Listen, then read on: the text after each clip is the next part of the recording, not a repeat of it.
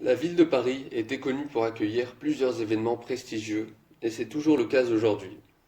Parmi ces événements, dont Paris était la ville hôte, nous allons voir les expositions universelles de 1889 et 1900.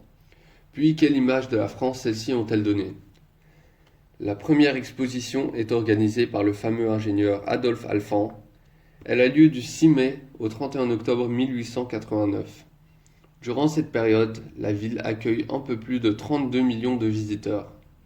Les symboles les plus marquants de cette exposition furent la tour Eiffel ainsi que l'immense galerie des machines de l'architecte Ferdinand Jutter.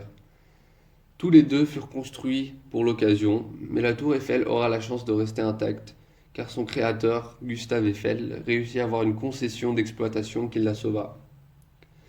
Cette exposition donne aussi lieu à l'émergence de l'Art nouveau en France.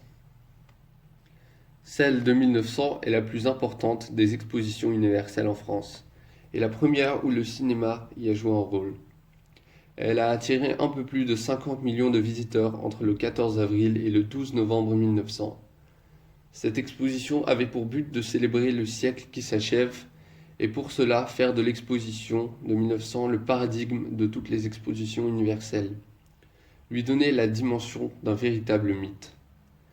Pour atteindre un espace de plus de 100 hectares répartis sur les deux rives de la Seine, un budget qui avoisine les 120 millions de francs est accordé. Enfin, 70 000 exposants français et étrangers y prennent part. On verra la naissance de nouveaux transports comme le métropolitain, le premier métro de Paris qui partait de Porte de Vincennes à Porte-Maillot. Suite à cela, de nouvelles gares seront construites telles que la gare d'Orsay, les Invalides ou la gare de Lyon. Une exposition ferroviaire est même organisée entre le Champ de Mars et Vincennes. Un élément marquant fut la projection des films des Frères Lumière sur grand écran. Puis un pavillon d'art décoratif est instauré par George Ronchel suite à l'apparition du cubisme. Enfin, les concours internationaux d'exercice physique et de sport organisés durant l'exposition sont reconnus comme les Jeux olympiques de 1900. Ces expositions universelles ont donné à la France une image de force et de puissance économiquement parlant.